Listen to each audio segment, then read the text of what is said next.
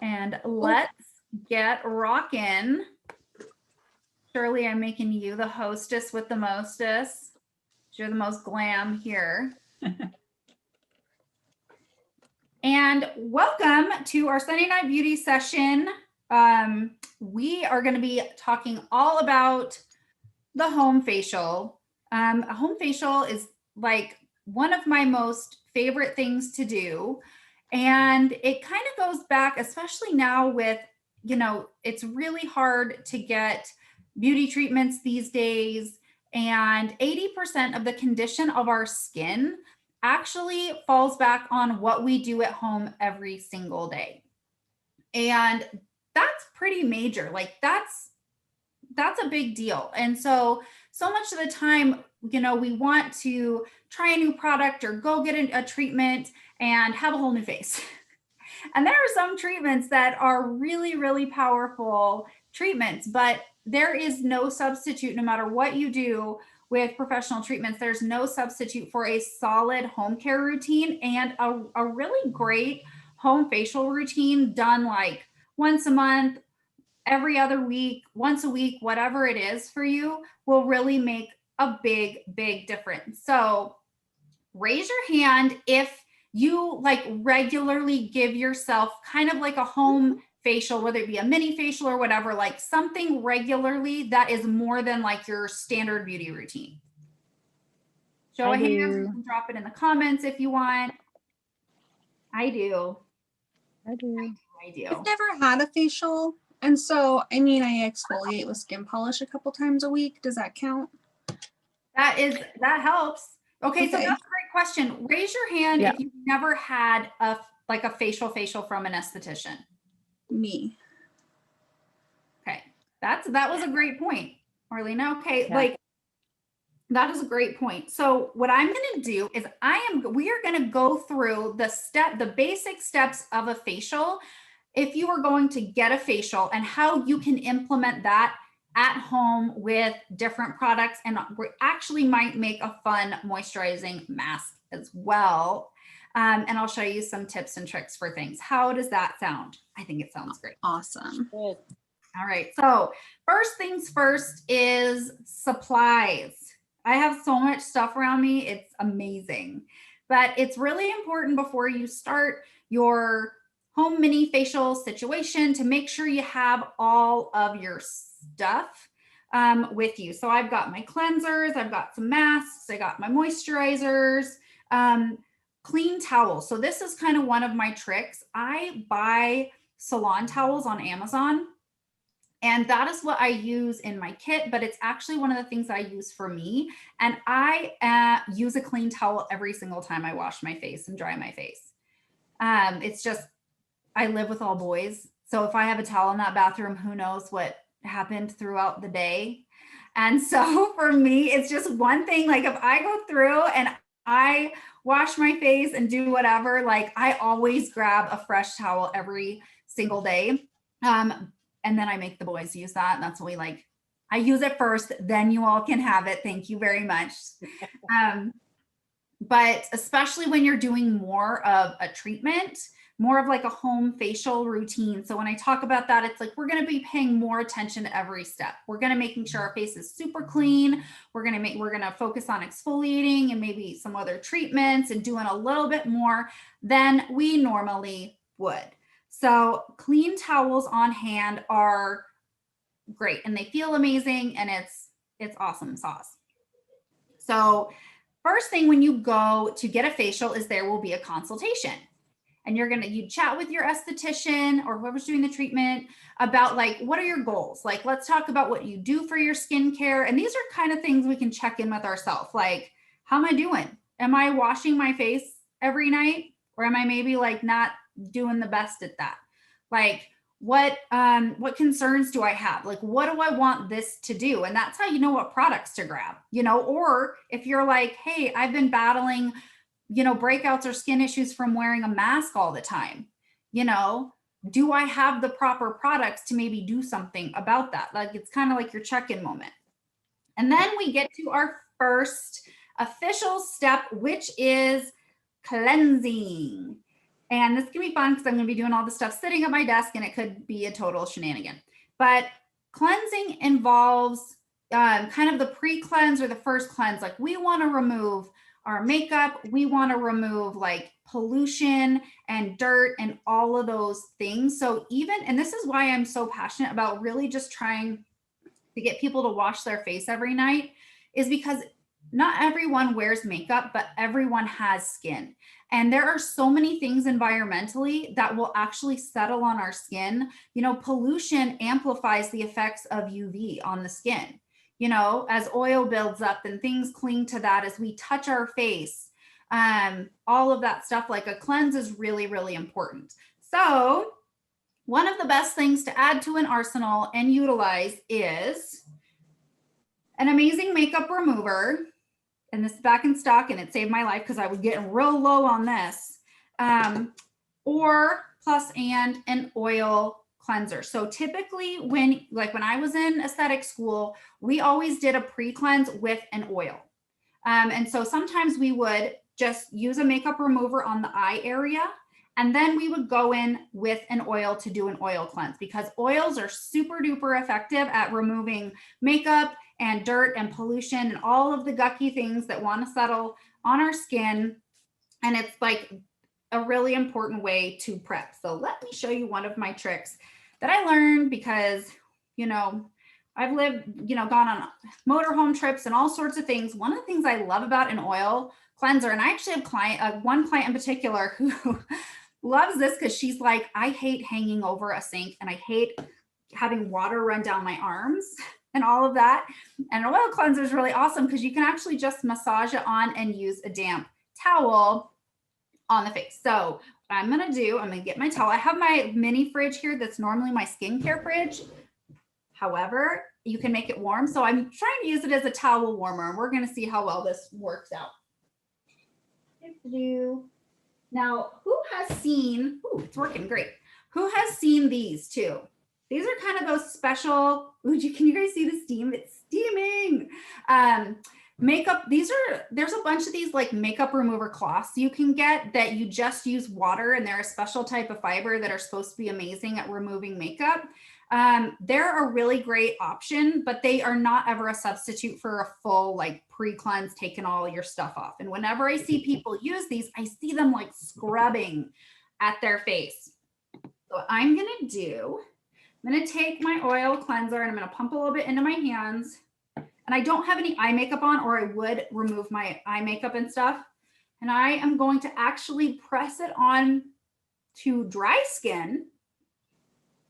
And I am going to massage it in. And one of the things that I love doing with an oil pre-cleanse and a pre-cleanse is esthetician's favorite tool is the hand. We can feel things on the skin that we just can't see.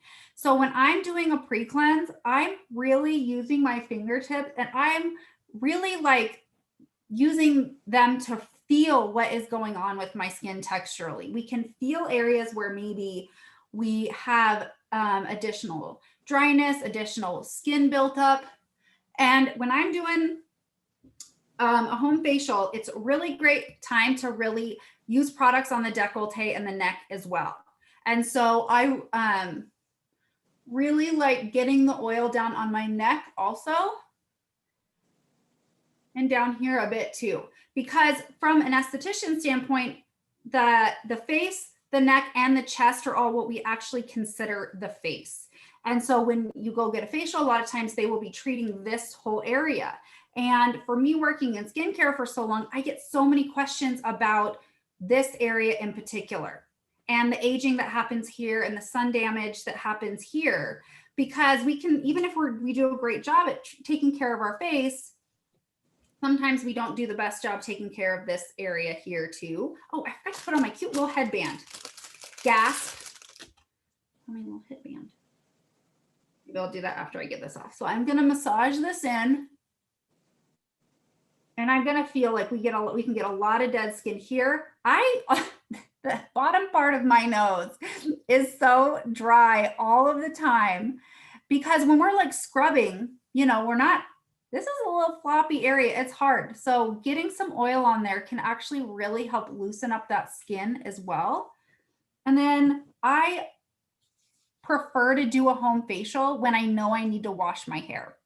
I really wanted to wash my hair today, but I didn't because I knew I was going to be doing all this stuff because it's super important to get up to our hairline too. We can have a tendency to have a halo of skin damage because we like to stop before we touch our beautiful hair with our SPF and our products, and we don't want to get it in our hair. So we have this like halo of damage. So I like doing when I'm doing more with my skin, I need to wash my hair anyway. So I don't mind if I get it on my hair. So I plan to get it and work it in.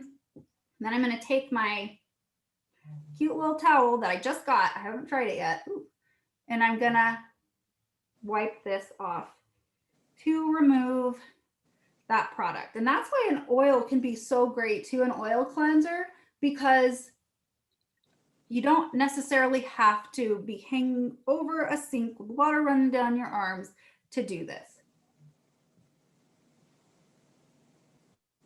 Now, one thing I will say about oils as a cleanser, especially because like with this one, the Midnight Oil, which we all know and love and is phenomenal, it has nut and seed oils in it, but it also has essentials. And I always say with anything with essentials, not everyone can handle essential oils on the eye area. So I always treat the eye area as separate from the rest of the face. And I always tell people, just try stuff out first. And that's why like using like a makeup wipe, I saw Marley using a makeup remover wipe earlier. Those are great. Or like a makeup remover for the eye. Sometimes it is great to just use a makeup remover here and then the oil on the rest. Just be aware of what your skin can handle. For me, I'm really prone to milia. Raise your hand if you guys know what milia is. Milia are those little like white bumps that feel like little rocks under the skin. And the eye area, because the skin is so much thinner than on the rest of the face, the eye area is like exponentially prone to milia. And so not everyone can tolerate oils around the eye also. I actually just did some pretty crazy milia extractions. I had one here that was taunting me for quite some time. I don't recommend removing them yourself. I'm a licensed professional and I'm stubborn, so I do. What causes those, Stephanie? Huh? What causes milia? Well, milia is, caused by basically like something with, whether it be environmental or with skincare products that is essentially too big to be fully absorbed. And I hear a lot of different explanations of it, but like one of the leading factors of milia are people that are using an oil that is too rich for their skin, especially around the eye area. And that's one of the reasons why I am so like against oils like coconut oil on the face. Everyone's like, oh, I just like use coconut oil to remove my makeup. But I'm like, please don't do that because milia can build up really, really quickly too. Like you cannot have an issue with it. And then all of the sudden it can be really intense. And I have seen people that get so much milia right under here or on their eyelids and all over the place, and they can actually get milia clusters. And so that's why we do have to be careful about those oils that are too rich and have a really high comedogenic rating. And coconut oil can be a major, major factor for people getting milia. And it's funny because I actually just got a new like eye cream to try just because I got a really great deal on it. And I was like, oh, it's a retinol eye cream. And I started using it and I started getting milia instantly around my eye from this product. So do they have to be extracted or will they go away if you change your skincare? Milia typically do need to be professionally extracted because they can be really very stubborn and it depends on each person's skin. I can extract my own typically because milia, I get milia very easily, but they actually remove from my skin very easily as well. And they typically don't cluster for me. So, but sometimes you do actually have to go to a dermatologist. And it can be a pretty gnarly process.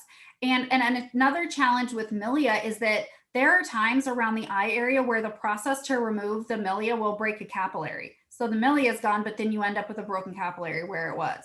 So that's why I always say, like, products that are meant for around the eye, especially for makeup removal, are great because they are going to be much better at preventing those types of things. Hey, I'm gonna put on my Stephanie, cool headband. Huh? Stephanie, Yeah. I have an issue with, I have to take eye drops for my glaucoma. Uh-huh. And even if I slightly just pull my eyelid down to do the eye drop, I'll get severe bruising Mm-hmm. through here. And so I've gotten to the point where I don't touch my eyes. I just aim it and it goes in. Yeah. So as for say, with doing my cleansers and such, I don't really rub too much right around here. Yeah. I just stay on my cheek area and then up around here, and then I do my eyebrows and such. But is there anything that can make the skin a little bit stronger other than I know it's a delicate area? That question might be a little above my pay grade. You know, one thing I will say is I'm really proud of you for like paying attention to what your skin does and recognizing that. You know, skin and skincare is so subjective. And like I was saying, the skin around the eye is so thin and it shows what is going on underneath. And so that's why like bruising or different things will show up.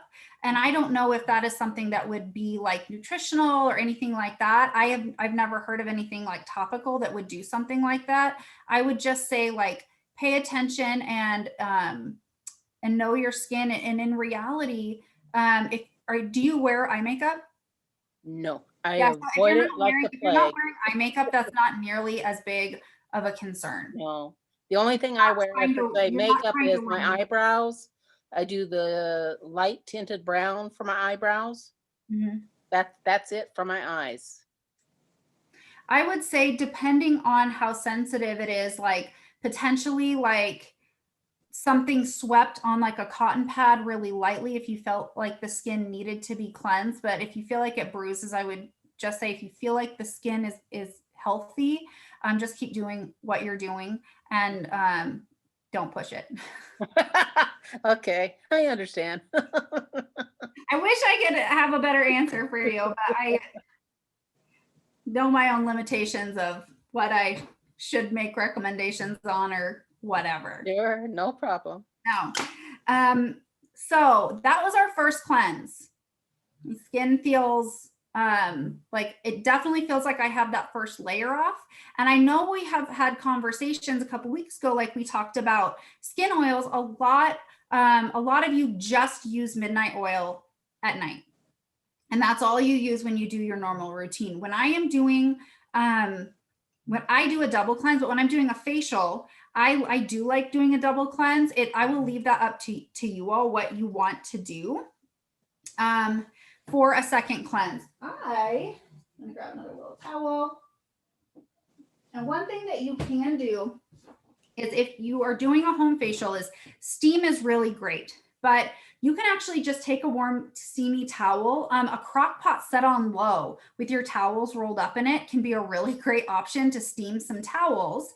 And now this is gonna look really super cool, but even just sitting for a couple minutes, make sure it's not too hot on the face and just allowing the towel to sit on the face and kind of steam and soften the skin and open the pores a little bit can be really great and super duper relaxing to just sit with.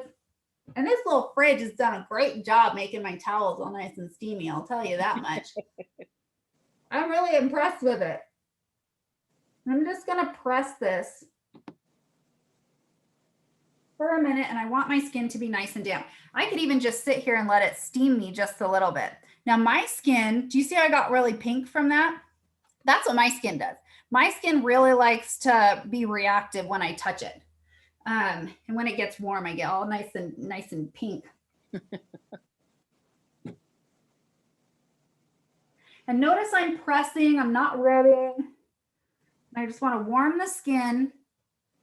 And if I wanted to, I could go in with a second cleanse. I really, for more of a facial type situation, I really do like using stuff that is a little more nourishing on the skin. So I love the Quench Cleanse. I'm not going to do that right now because I would make an absolute total mess, but I'm going to just make sure my skin is nice and warm and a little bit, dare I say, damp.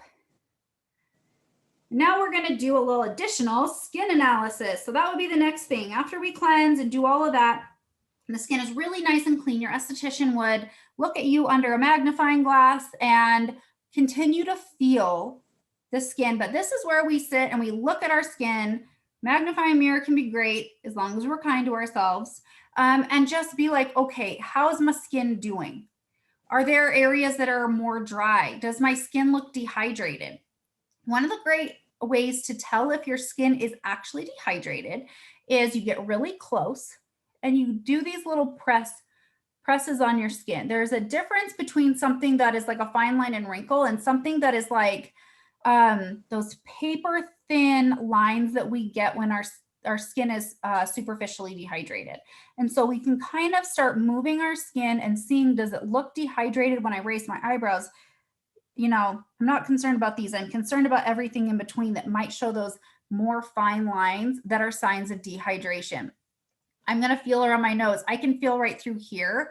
I'm definitely a little more dry. So maybe I want to focus on exfoliating through there. This is the step where we decide how and where our intention is going to be with our home facial. It's really fun to slap on some products, but you know, we use skincare so it will accomplish something, right?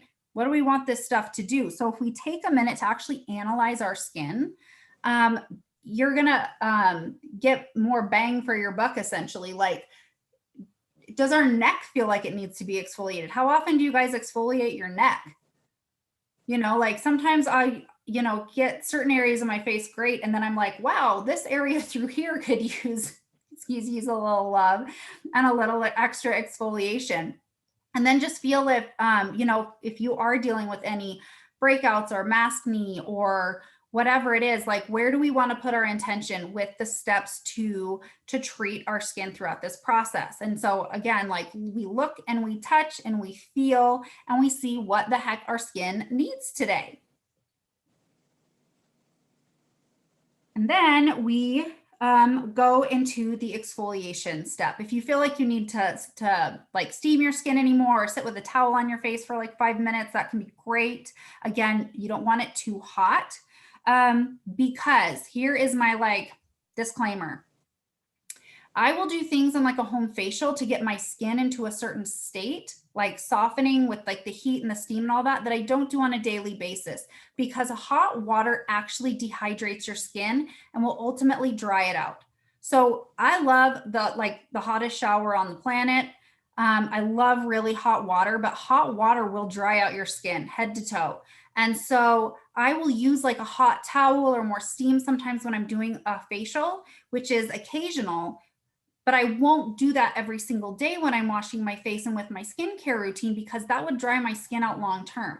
So when we're doing our normal skin stuff, I actually like using, sometimes I'll even use like lukewarm water or slightly warm water. I'll kick up the temperature just a little bit in the initial steps of a home facial, just to kind of soften the skin and open my pores a little bit. Every day that would be too much and my skin would be super dry and would hate me a lot. So now exfoliation, now we want to like remove all the stuff that's going to block the way for all the things we want to get into our skin. So that's why we're doing all the touching and all the things and the yay. Now the two types of exfoliation are mechanical exfoliation, which is like scrubby type things, and chemical exfoliation, which is something like alpha hydroxys, beta hydroxys, PCAs, any of that stuff. So we decide how we want to exfoliate our skin today. There is an additional step that is a mask step in a traditional facial. Now we all know some masks can exfoliate, so you just got to kind of decide what you want to do. But that's why you can have two masks.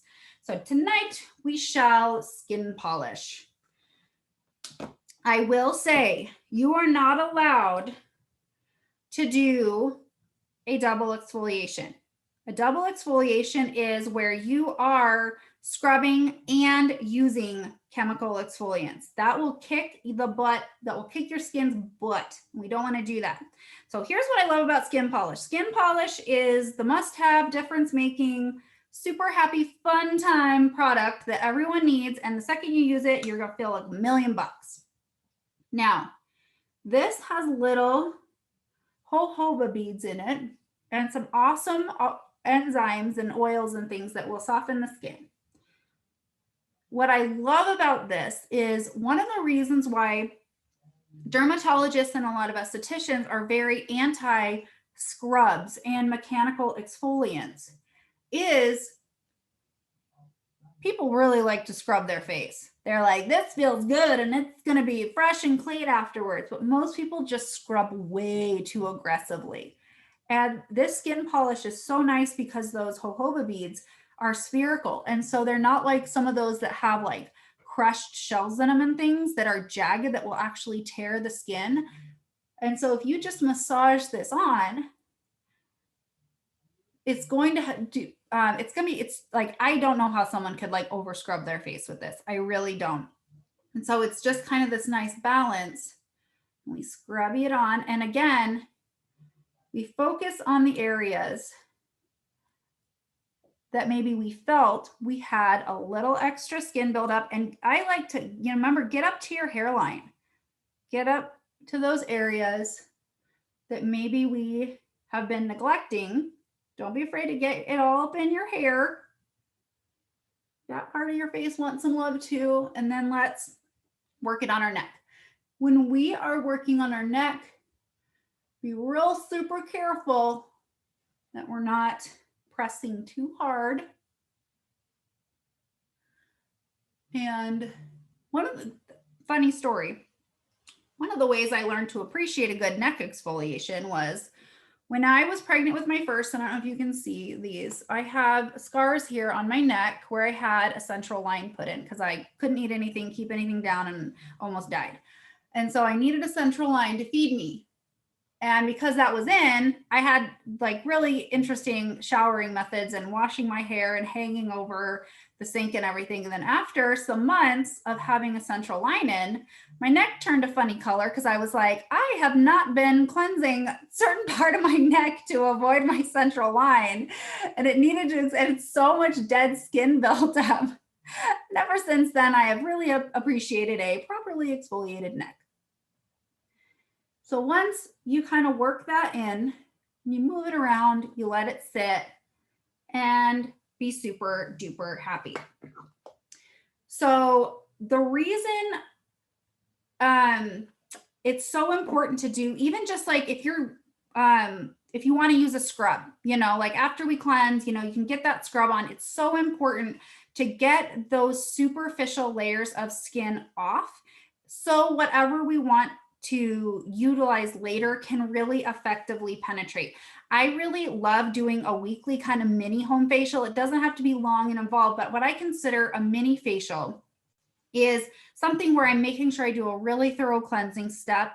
I'm making sure I'm intentionally exfoliating, like I'm paying attention to those areas. And then I'm doing a little more like oomph with my skin treatment. And this exfoliation step is really, really important. And again, it is really easy to overdo. We get a little overzealous. And that is why I love skin polish, because it, again, it's just like your skin feels so nourished afterwards as opposed to stripped. And there can be a lot of things like in toner form that like this is a BHA toner, and there's a lot of them out there where it's like a salicylic acid. If someone is battling breakouts, if they are dealing with maskne, a product with a 2% BHA or salicylic acid can be really, really great. But I think a lot of times in our minds, we think of like, oh, it's in liquid form, so it's a toner, so I can use it twice a day, every single day. Again, it's an exfoliant. When we think about these things as an exfoliant, a lot of times they really shouldn't be used that often, and they can be really stripping and really damaging. So when we exfoliate, it is very important to, again, pay attention to how our skin is feeling throughout the process and how it feels afterwards, to make sure the product is appropriate for us. So anyone that is dealing with maskne type stuff or really troublesome, like more intense textural issues, that's when those chemical exfoliants can come into play and be really helpful. And sometimes if someone is struggling with really severe milia per se, integrating in alpha hydroxy acids can really help and just get a deeper level of exfoliation to help those resolve. So we can let this sit. And so another thing is this step is where if I were going to do more of like a peel, like a home peel as well. Where's that box? I have one here. This is like a clinical peel that you can get when you go actually get a facial. This is like really intense with like retinol and 3 different alpha hydroxys. This is the step where you can go to town. This is also the step if you want to. If you're not scrubbing, or if you are, did you know that shaving your face can count as exfoliation? So if you were going to be like, I want to do all this stuff with my skin, and I think I'm going to maybe shave my face a little bit. This thing I can never get out of the box. Come out. This would be the step where you would actually try and get those little hairs off the face. If I could get this thing out of the dang box. Come on, work with me here. So who here has shaved their face before? Who here shaves their face regularly? So shaving your face counts as mechanical exfoliation. So be aware with what you're using too, because whenever you're removing those hairs, you're probably removing the skin too. And that's what a dermaplane is. A dermaplane is a deeper level where an esthetician comes in and she's literally using a thing, a little scalpel, like a blade, to actually remove the hair and those superficial layers of dead skin. So this is where I would recommend any like shaving happen as well. And so be aware that exfoliation, again, does have the potential to irritate the skin, which is why we pick one type. So don't be doing all the crazy scrubby things and all the stuff and then being like, now I'm going to shave and now I'm going to do this, because it can be too much, but it's a great step to do. What's up, Marla? I was going to start talking and I realized I was still muted. So what is the difference between that you held up to take the hairs off versus a razor? Marketing. No, so this is one that's like a straight blade. And I'll show you on myself just so I can break my own rule and show you how it works. Now, as I'm taking this off too, I'm really trying not to press too hard because I don't want to, again, like make my face mad and be doing too much stuff. Let's work it off.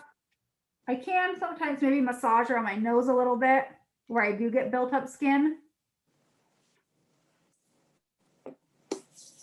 I will say every time I use skin polish, I get it in my ear. And then like the next day, I'm like finding beads of skin polish in my ear. So, you know, Stephanie, before I got my Flawless, I was using this. Only since I can't get to my esthetician, by the way. Yeah. Because I never did this before my esthetician. She started me, I waxed my face, but it's been 11 months. So I was using this, but I didn't really feel like I was getting much out of it. And then I was testing something for my VIP page and I got the Flawless and I thought $19 is not probably as crap. This thing works great. I'm surprised how well this works. Buzzy one, because this is a Flawless too. So Flawless is the brand. So mine is a Flawless as well. Oh, okay. You've got, okay. This is just a blade. This is just a. Yeah. So this one is a blade. And when you use these, and there's some that have like the little buzzy, like hair removal things too. Make sure I got all this off. What you want to do is like a razor is like you're holding it this way and you're working like this pretty much. These are meant to be held like this. The reason I use these is my skin really doesn't like having hair removed. And a lot of people break out from having the hair removed. And it can be like an irritation from the actual hair removal. My skin actually breaks out when the hair tries to grow back. It's like the hair is having trouble, getting out of that follicle properly. Mhm. And I get a lot of irritation and I will break out. Something like this, I can use, and I can do a lighter layer of hair removal, and it doesn't quite get all the way down. So I'm actually just kind of getting it really close to the skin without trying to get like a man shave, like, get it below the surface of the skin, because my skin doesn't like that. When you're using a straight blade like this, it's important to hold the skin taut. And then we do little motions and we work down in a pattern. And I can see the little hairs flying around in my peripheral view. And then you can see can you guys see the little fluffies on there? My beautiful beard flying in the air. And then you just work your way around in a pattern, But I see people try and do these, and they try and use this like they would a regular razor. And these just don't work like this. It's a very different motion where you hold the skin taut and you are working it in small little motions around the face like that. How often do you do that? I don't do it very often, just because I know that my skin really doesn't like hair removal, and I've tried all sorts of different things. This type has actually worked the best for me. I could probably do it more often, but I just kind of tread lightly with stuff because I know my skin, and I would much rather have a lady beard than a lady beard breakout.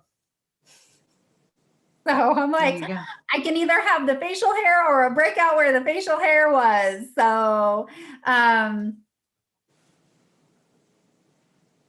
Stephanie, I've got one that's real close to what yours is, but it's a manual one. And I have different widths. This is a real small one. I got to do it mainly around my lips. But I found that I get the best results onto it even when I go against how it grows, because normally my hair grows this way. Sometimes I will go this way just to get that stubborn hair and such. And the only problem I have is right here on my chin. There's like, not necessarily like what you said around your eyes that you get because of stuff buildup, but because the hair came out and it's like a little white dot. And it's just like, okay, what is that? I would have to see it up close to probably make an assessment on that. I have the exact opposite thing happen sometimes. So I will like tweeze my chin, and I'll like tweeze the stubborn hairs more like regularly, but I will actually get a hyperpigmented spot in where I have those follicles. And sometimes I'll think that it's like a hair growing through, and I'll actually get a hyperpigmented spot from even like removing a hair. So, and one thing I'll say about going against the grain, when we go against the grain, it can make it a closer shave, but we have to be really, really careful with that too, because we're pushing against that hair and it can be irritating. Again, it's like what works for you. If I did that, it would be a total disaster on my skin. And I have to be really careful about doing that. So I always say like, be aware of that as well. With that, but I always say shaving falls into the exfoliation category. So choose wisely what you're going to do. Lip exfoliation can also fall into this category, because all these really great things that we do for our skin, if we're doing hydrating, nourishing, amazing things, we want our lips to be exfoliated too. And I forget all the time to exfoliate my lips in this process. This is why I set my lip scrub right here in front of me so I wouldn't forget. Because I love getting all my oils and all my things all over my lips.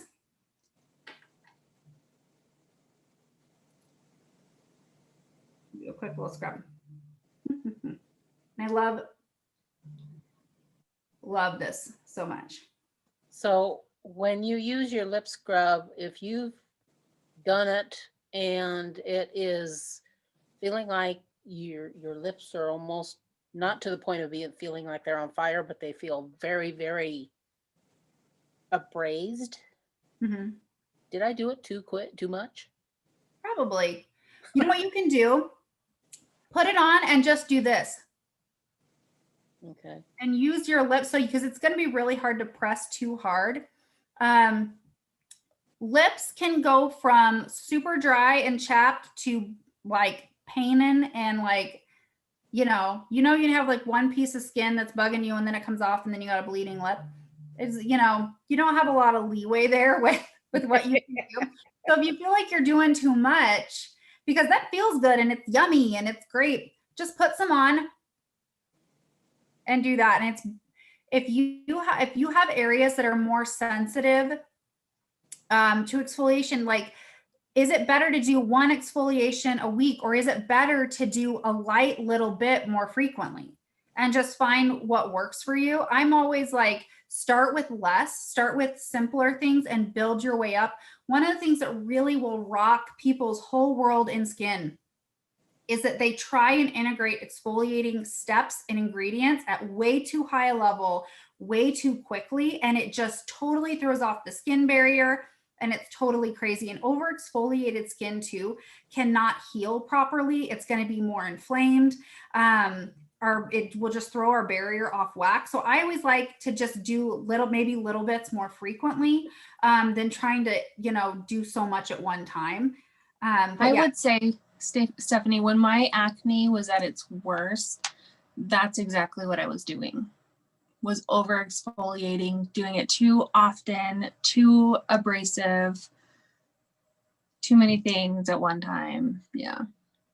And that's super common because a lot of times, this is why it's so important to know what is in our products too. Like, you can get so many products, like what I say, over the counter, that you could not get before. You can get things with like all of these, like, there are some formulations I don't even recommend because it's like, I don't recommend mixing those two ingredients together. And I don't know why the heck they're in the same product, And so it can be very easy to accidentally over exfoliate our face and completely destroy our skin barrier. And less can be more. So yeah, that's the thing with mechanical exfoliation. We have to really know those limits and make sure we're not being overly scrubby. So let's move on to, we're going to talk about extraction because this is where, if you were getting a facial, we would do extractions.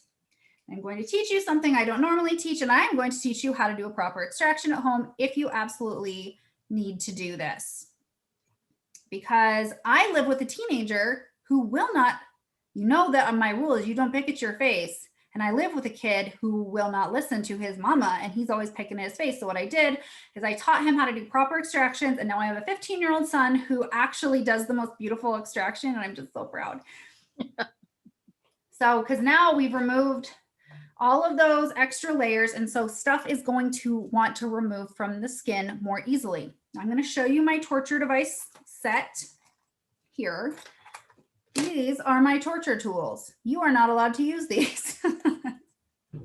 But there are all these things you can get for extractions. You can get things that look like this, that have the little hole in them. You can get tools like this, that are double-ended.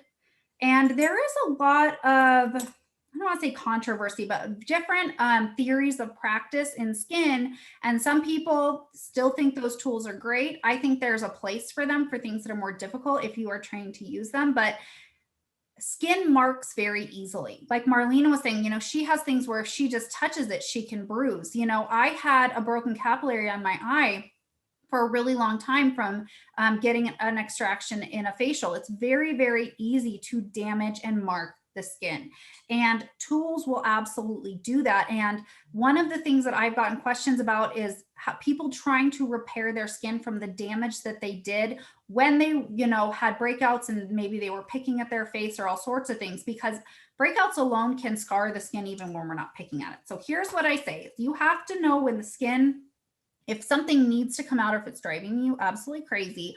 I love the Q-tip method. So Q-tips, it's very hard to actually hurt yourself, and it's easy to tell when something's ready to give. So I would say, make sure the skin is properly exfoliated, it's warmed, all of that. And then what you can just do is you can take your Q-tips and you can just press around a certain area. And these work really great for like, if we get, a lot of people think we have a lot of blackheads on our nose. They're actually like sebaceous filaments is what they're typically called. They can be blackheads too. I get them on my chin, but if there is something that is really bothering you, the way to know if you can mess with it is if you just work around it systematically, if it actually releases. Again, this is like a last resort. I'm super not into recommending this because the second we break the surface of the skin, we're damaging cells, we're introducing an opportunity for bacteria to get into, we're literally creating a wound. Like, why would we want to do that? But I know we also live in the real world, and there are people on this call with teenagers and all sorts of things. And this is the method that I recommend. The skin has to be cleaned. It has to be properly exfoliated. And you can only use a Q-tip, and you have to press around, and then you can gently work inward. And if it releases after a few tries, fine. But if you're trying, you don't get to play that game anymore. And that's what I told my son, and it's worked out well. And then we properly cleanse and treat it afterwards in the process. But once we start doing extractions like that, then the rest of our treatment stuff is around making sure that that is properly cared for and all of that. So the Q-tip method works really, really, really great. And if something is ready to come out, it will. This actually works really great on the side of the nose. So you can actually take one and anchor it, and you can roll this down and press, and you can actually get a lot of sebaceous filaments out that way. So this is a really great method too for stubborn ones on the nose, where we just press and we wiggle, and we press and wiggle, and you again anchor one, and you can pop the nose and roll it down, and they can sometimes you'll get some stuff out. But don't tell anyone you heard that from me. But Q-tips are the way to go about it. So now that we've extracted things, we're gonna do a facial massage because yay, that feels good. Now when we do a facial massage for a home facial, what I will say is, if you are gonna do a secondary mask, maybe wait to do the massage if you're using more oils later. But a facial massage is one of my most favorite things to do. And we can take one of our oils, and I'm gonna you can use your hands, you can use a roller, or you can use, where are you, stone? Another stone in here. One of the gua sha stones somewhere. It's under the thing in there, and I'm scared to break it. I'm really excited. Save mine. I'm gonna get mine out. I have 9,000 of these rollers, but it's in box gel. Yay! I got it. Okay. So I'm a huge fan of facial massage because facial massage, and this is one thing that I really want to start learning more, because I really want to teach this more, because you can actually see really phenomenal immediate results if you do an effective facial massage, where we see immediate firming and lifting, especially around the brow area and the eye area, from doing an effective massage, because of the way it stimulates the circulation and it stimulates the muscles. It's really, really cool stuff. And it feels nice. And we have a ton of pressure points in our face. And if you utilize effective techniques on the face, it can have beneficial results for your sinuses and for tension and for headaches and all sorts of things, depending on the area. But it's really important for a facial massage to make sure that the skin is properly lubricated. You need oils on the skin, or what's going to happen is you are going to do more dragging and pulling than actual massaging. Because when you go to get a massage somewhere, they're not doing it on dry skin, right? You are oiled up, and you could go sliding down the slip and slide if you needed to, because they want everything to glide across the skin and not tug and pull. So I'm just going to put a little oil on the skin. We are going to, again, if we want to use the roller, I love, and you can do this for 5-10 minutes, whatever you guys want. But I love a roller because there are a lot of times two sides This is great for the eye area. So my rules for the easy facial massage are, you know, again, make sure that the size of what you're using matches what, you know, the area that you're working on. So the bigger parts on the bigger parts of the face, smaller on the smaller areas. And we work up and out, up and out, up and out, around the face. And then we go down. So we work towards the perimeter of the face. And then when we get to the perimeter of the face, we work that down. So that's kind of the easy like plan for it. And you can do the same thing with your stone. These stones are so great because again, you can manipulate the stone where you're using this bigger part of the stone along that whole plane of the face. And then you can just take the tip here. Now, one thing that you can do is if you feel like your skin is moving, you can actually even hold the skin taut. And this is one that is really popular where you work it up along the brow here, through here. Oh, it feels so flippin' good. I could just like sit and hold it like this. And then you work it through and you can really start seeing some cool like lifting happening. But it's important when you're massaging to feel how much the skin is moving, because if I'm doing this and my skin is like moving all over and I feel like it's moving more the skin than what is underneath, it's not doing its job. So if you need to stabilize, you can use the tip here, work it under my brow. The areas that I love to focus on for a massage on the face are, think about the structure of your face. We have pressure points. Some key pressure points are between the brow here, along the brow bone here. And you can feel like you can even use your finger, go like this, right here in between, right here. And you can feel that. Feel your brow when you press and run your finger with a little pressure along your brow bone. If you're doing it intentionally and you're really kind of pressing along that bone underneath instead of the skin. We have the temple area here. I carry a lot of tension through here, and the stones are really great for the temple. And see, I'm pushing and releasing, and I'm pushing and releasing. Now, this is one that if my son really needs to be settled at night, I will actually from behind, I will cup underneath his right through here and the bone right here. And you can just literally, you can anchor your elbows and just sit with some pressure, just like this. And my elbows are down and I'm actually letting my head be heavy on my hands. I'm not using my hands to push. I'm actually leaning forward and letting my head be heavy on my hands. And I can actually feel this in my brows. And then you can work it along. Up under here, I'm doing the same thing with my thumb.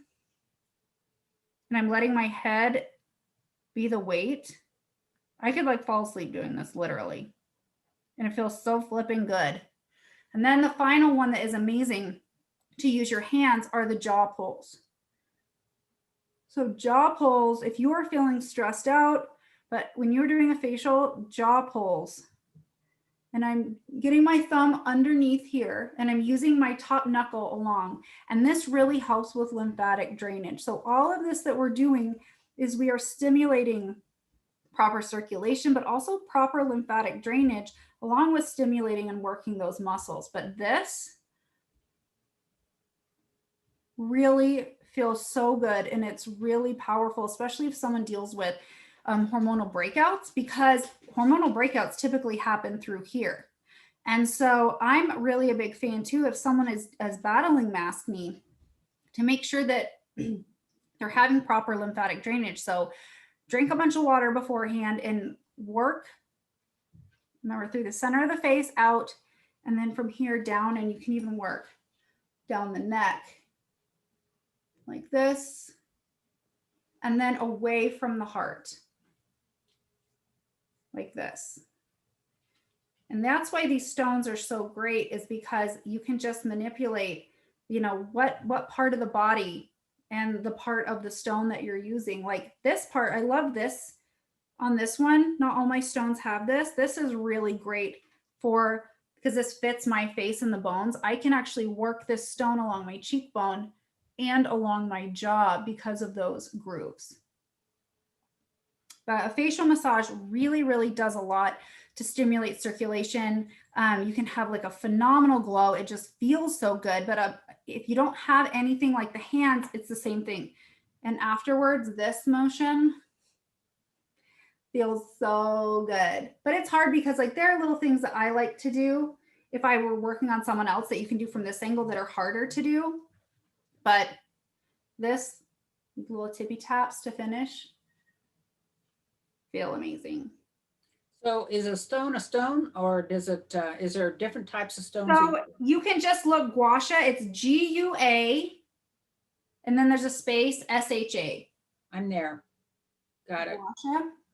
And a lot of rollers will come with a gua sha or however you say it. Well, I have the roller, I just don't have the stone.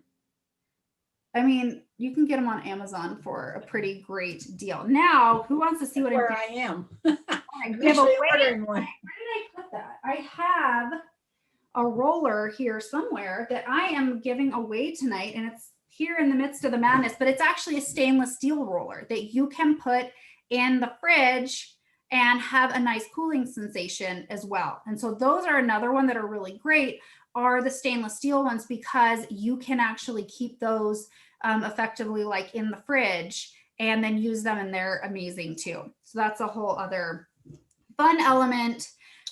One thing, if you are using any sort of tools, you do have to make sure you clean them every single time, because we don't want to do all this great cleansing and exfoliating and all this stuff and be using a dirty tool on the face. So most of them will have specific like cleaning instructions for them. I love using Dream Clean and drying them on a towel. I think Dream Clean is like amazing, and that's one of my favorite things to clean a lot of my facial stuff with, especially stones, because stones do need to be cared for differently. Something that's stainless, you know, you can alcohol it, you can do all this. You can't necessarily do that with something that's porous.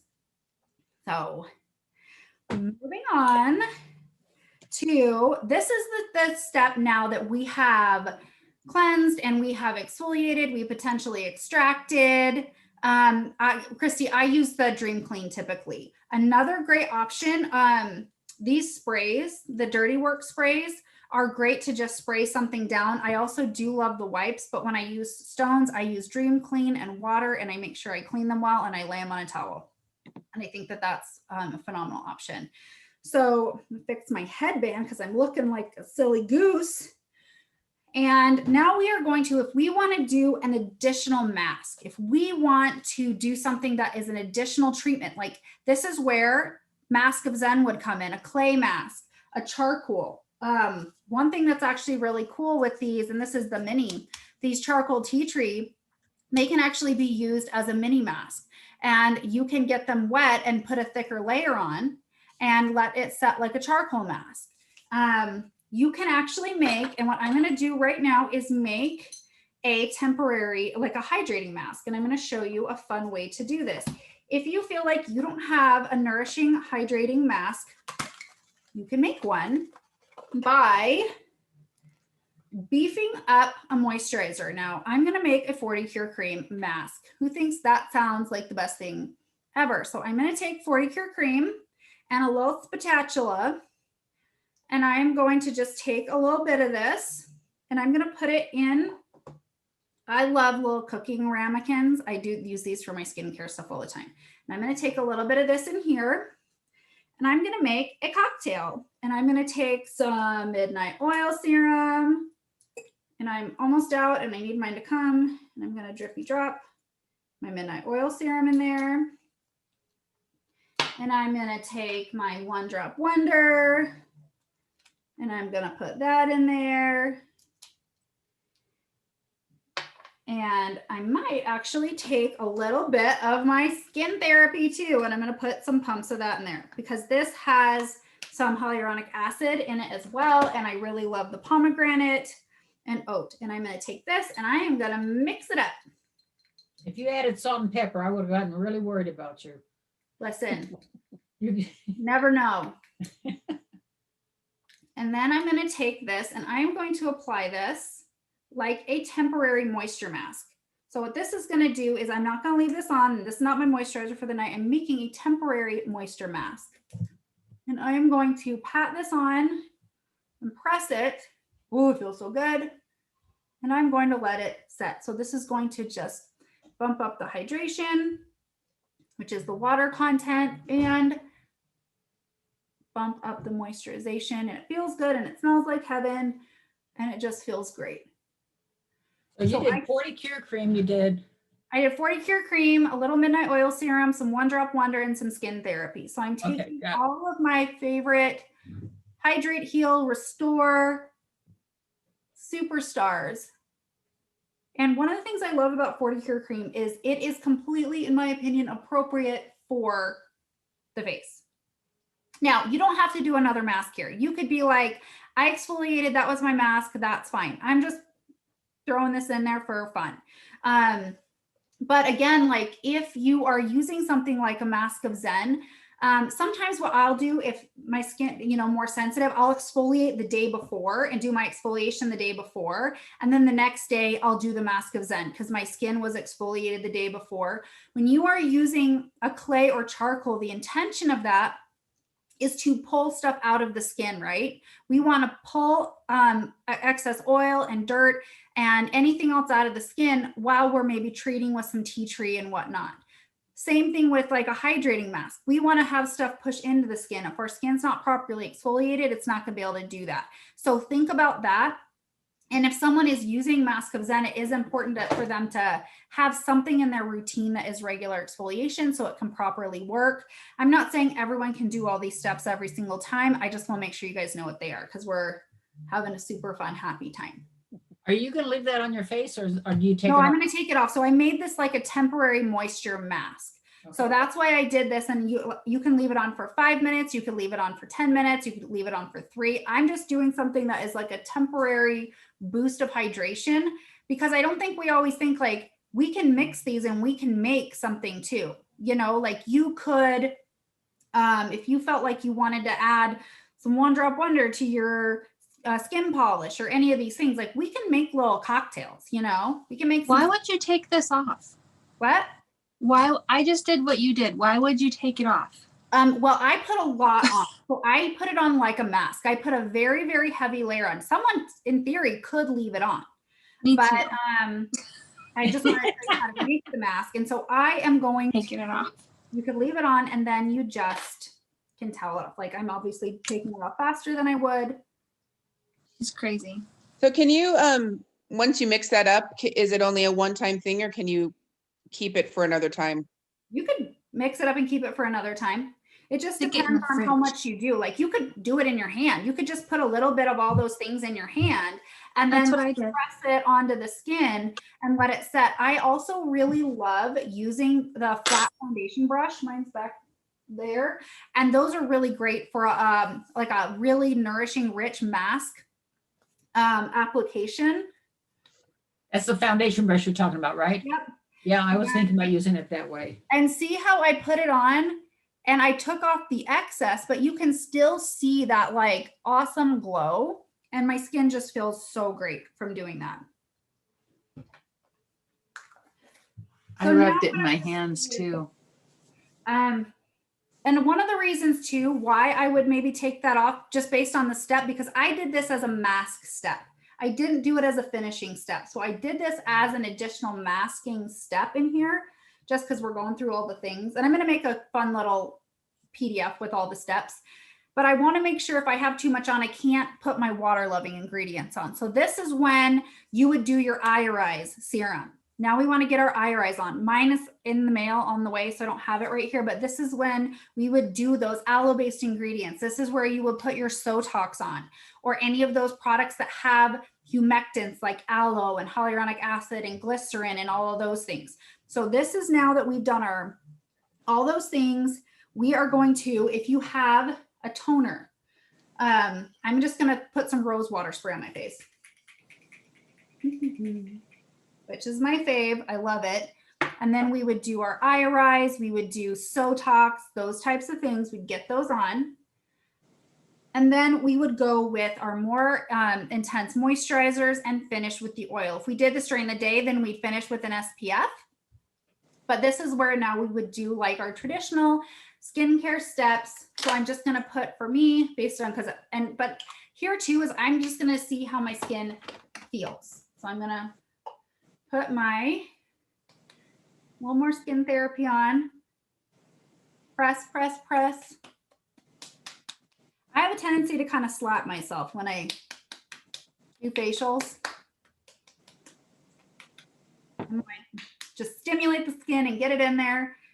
I'm gonna get Do my you slap clients when you get facials? hands I'm on. sure, I'm sure she does. I have plenty of jokes for that, but I'm not going to tell them here. Later. How often do you do this facial, Stephanie? So I typically, Sunday is my facial day a lot of times. It's shifted a little bit because we do these on Sunday night. So sometimes I'm doing makeup looks and things, but I think it's really great to have, I have one day a week where it's like my intentional skincare routine, whether it's a mini facial and I'm just making sure I do a really good cleanse and a really great exfoliation with all of my other stuff. Or sometimes, like I said, I'll do 2 days back to back where I'll have my exfoliating day. And then the next day is like my mask day. If I feel like I have a lot of pore congestion, like I feel like my pores are really congested through my nose and my chin, I'll do one day where I'm like, today's my exfoliation day and tomorrow I'm going to Mask of Zen. Okay. Because that can be a lot for me to do in one day if I'm doing both of those. So it just kind of depends, but at least getting it in once a week, I know, because for me, like I love this in the shower too. So I love this in the shower, but I can't do all the things all the time. So for me, it's like if I have a day or two where I use this in the shower, depending on what else I'm doing, and then have my like facial day, I'm golden, you know, but I really am very careful to not overdo it with all My of it. daughter is a motorcycle mechanic and she's around oil and grease and stuff all the time and her skin's always dirty. She loves the men's line. That's all she ever uses. Yeah, it's amazing. And that's one thing that is really cool with this soap. Like you can turn this into a mask. You know, you can soften this and work some water onto it and apply it and let it set for 3 to 5 minutes or whatever as a charcoal mask, instead of just like a straight up cleanser. And then we'll go through and we'll finish with our oils. I'm gonna make sure I got my 1 Drop Wonder on. When I do these, I do hit the oils a little harder than I normally would. And like you said, Kelly, like, would I leave that on? I could maybe decide, okay, I could take the little excess that I have and use this as my moisturizer if I wanted to with the oils or whatever, but just kind of how you feel like you need to do your final hydrating and moisturizing steps. And you'll slather yourself up like a glazed donut and Do you slide out of bed now? slide into bed now. And that's what's great about doing this is I could take now all the excess that I made and just like slather it on my body, you know? So that's the thing that's fun about making your own moisturizing mask is now you can use the rest for your neck and décolleté and shoulders and I've never heard of whatever doing you that want. before. That's a great tip. I've never heard of doing that before. And I use all those products. I've just never mixed them. So fun and it smells good and it makes me feel like I'm doing something at least. But it's just a fun thing to do because it just can give a little additional surge that you might not want to have sit on your skin all the time, but just kind of get it all mixed together and just make your own moisturizing mask. That's what a lot of, I'm not kidding, a lot of like moisturizing masks are just really, really intense, like moisture type products, like mixed together that aren't meant to stay on the skin. They're just going to sit on the skin for 10 minutes or so. So we can just mix that up and make that, slather on a thicker layer. Wham, bam, thank you, ma'am. I just made a moisture mask and it feels so good. And again, that would be too much for my skin on a regular basis, but that's my skin. but it responds really, really well when I especially do more of an exfoliation. It just, because a lot of those ingredients are super anti-inflammatory too, and barrier restorative. And that is our super fun at-home facial party time with all the bells and whistles and things. Obviously, I don't always do those, but we did tonight because I'm so extra. Well, I wasn't going to take my makeup off. But then you saw how much fun we were having over here. Yeah, Playing. but you can't do this alone. No. Feels so good. All coming. And I feel like Marlena and Melanie both need to win tonight. I feel like that would be amazing for them hanging out with us. I just think that would be a really great thing to do. Thank So you. for you guys coming and hanging out with us on this, if you get your beauty guide, your shipping information for me, I will make sure you get a super fun giveaway for coming and hanging out with us. Ask your beauty guide any questions. Here's what I will say too. Tonight is the last night of the holiday sale. So we actually have an amazing set with the 40 Cure Cream and that soap that is like 40 Cure Cream soap that is like from heaven. That's amazing. We have a set with Dew Confidence. I didn't even talk about Dew Confidence. That can be integrated into here, and the One Drop Wonder. That set is a ridiculous deal. We have so many great things on that sale with makeup and skincare. And after tonight, it is donezo. So make sure you check that out. And then we also have the incredible Become a Beauty Guide for $21 that ends tonight too. So if you ever wanted to hang out with us and do what we do and play in makeup and skincare, or if you know anyone who would want to do that, let us know, because that also ends tonight. You know, you got a couple of messages here, Stephanie. Oh, I don't have my glasses on. Okay.